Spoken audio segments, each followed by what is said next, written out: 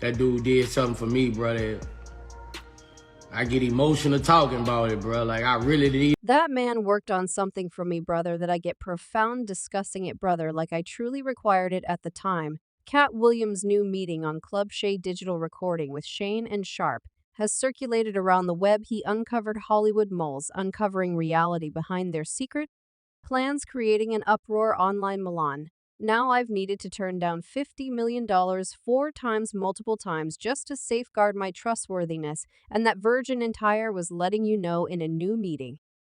Katt Williams spilled the tea on different superstars, including Steve Harvey and Kevin Hart. Anyway, what caught everybody's eye was Williams uncovering hip bounce magnate P. Diddy tales flow. That Diddy supposedly seized Williams, starting interest among fans who depend on Williams for subtleties. The meeting dives into wild cases upheld by proof introduced by Williams rapper Boosie Bads, likewise joined in going up against Diddy and embracing Williams as straightforward and unapproachable. The waiting inquiry emerges. For what reason did Diddy endeavor to grab Williams' hypotheses flourish, recommending a more profound rationale, or maybe a unique interaction, whether energized by adoration or turbulent times? The secret behind Diddy's activities adds intrigue to this unfurling adventure. HQ's P. Diddy be wanna body, and you got to tell him no before Katt could share his viewpoint. Tales were at that point whirling about Diddy making progresses towards young fellas in the business. This tattle had been circling for quite a while, painting Diddy as a famously coy figure who needed tact with ladies as well as supposedly with all kinds of people. The astonishing disclosure recommended an example of conduct that had been examined in quiet tones for quite a long time, suggesting Diddy's expected revenue and men tracing all the way back to the NES. In the past, moderator Wendy Williams had been a vocal pundit utilizing her foundation at HOT 97 to uncover what she accepted to be Diddy's supposed gay action. Diddy, being exceptionally powerful, endeavored to quietness Wendy by flowing individuals from his young lady bunch all out to go up against her anyway. As opposed to dissuading Wendy, this move raised the circumstance. Unfazed, she proceeded to emphatically intimate that Diddy was disguising his confidential life. Diddy's dissatisfaction arrived at an edge of boiling over, driving him to commit a basic error, trying to subdue the tales. He almost impelled a battle, as well as went similarly as arranging the terminating of Wendy from her occupation, wanting to sabotage her validity and disturb her life. The unfurling adventure uncovered the unforeseen difficulties that hopeful gifts looked in the business, where the quest for fame met with the mind-boggling elements of individual connections and epic showdowns. Blunder of hip jumped too. There was a radio character quite a long time ago. Her name was Wendy Williams, and she was essentially copied at the state comic. Katt Williams, known for his position against the obscure parts of media outlets, has reliably dedicated his vocation to uncovering sketchy exercises happening in the background. His relentless obligation to divulging naughty dealings, expected associations with the Illuminati, and other questionable practices has separated him. Won't be affected by monetary motivators to maintain industry mysteries, acquiring him a standing as a dauntless informant. Katt's objections stretches out past unambiguous people, enveloping an general scope.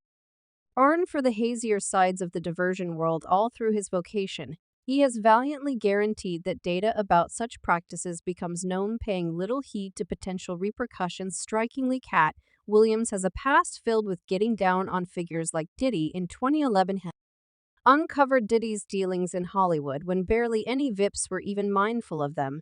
One huge disclosure included Jermaine Dupri and Diddy supposedly abusing the jumble young men Chris Kelly and Chris Smith, found Dupri in the NES while still in grade school. The DU immediately rose to distinction under his direction anyway. In the background, Katt claims there were abuses, with Dupri supposedly permitting his companions, including Diddy, to be engaged with problematic exercises. Katt's striking disclosure plays set his part as an industry truth tell in a wild section of their lives. The youthful Chris Kelly and one more individual alluded to as Katt found themselves entrapped in a snare of difficulties supposedly coordinated by Diddy and Jermaine Dupri. This dim period finished in Chris Kelly surrendering to chronic drug use, an amazing development that unfurled as both young men held on to questions about their tutors. The shroud over these supposed bad behaviors started to lift in 2011 when Katt Privy to the vile ruses chose to uncover the obscure underside of Hollywood,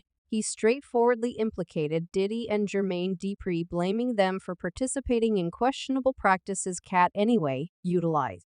Coarse speech allegedly marking them with a combustible term. Intriguingly, in spite of Diddy monitoring Katt's pessimistic feelings, he indicated continued chasing after a heartfelt contribution with, in a win that appears to be baffling, Diddy obviously offered Katt a surprising $50 million. For a casual hookup, a recommendation that Katt rejected the story, takes a chilling turn when sources propose that Diddy, disappointed with dismissal, turned above and beyond. Purportedly, people were dispatched to seize Katt and transport him to an undisclosed location. Wonderfully, Katt dealt with a near disaster, a nerve-wracking encounter that filled his choice to limit any association with Diddy. Katt's reaction to Diddy's intimidation wasn't one of dread, rather it stirred up outrage inside him. Known for his flexibility against outer tensions, Katt, who professes to have for quite some time been an objective of the Illuminati, selected to resist the terrorizing instead of withdrawing, he left determined to uncover frightening disclosures about Diddy. One such disclosure includes Diddy's nearby relationship with Jay-Z, a relationship that Katt proposes goes past simple companionship. As per Katt, Diddy and Jay-Z are purportedly complicit in exercises that cause a commotion past what he enigmatically named free cough.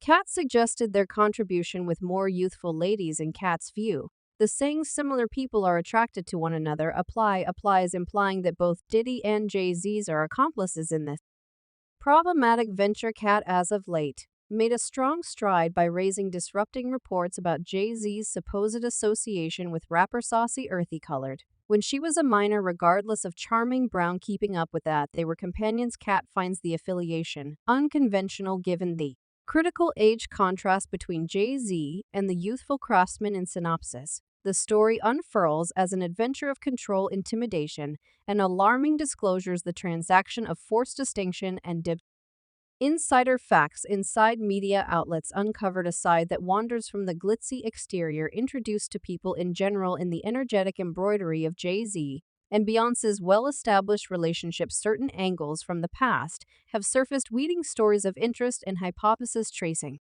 all the way back to the 9's. Jay-Z's unequivocal verses about Charming Brown and bits of hearsay twirling around Diddy's possible effect on Beyoncé have waited behind the scenes, frequently eclipsed by the couple's persevering through association. In a noteworthy 177 magazine interview in 2008, Beyoncé unveiled the starting points of her sentiment with Jay-Z. She related gathering him at 18, with their heartfelt excursion initiating when she turned 19.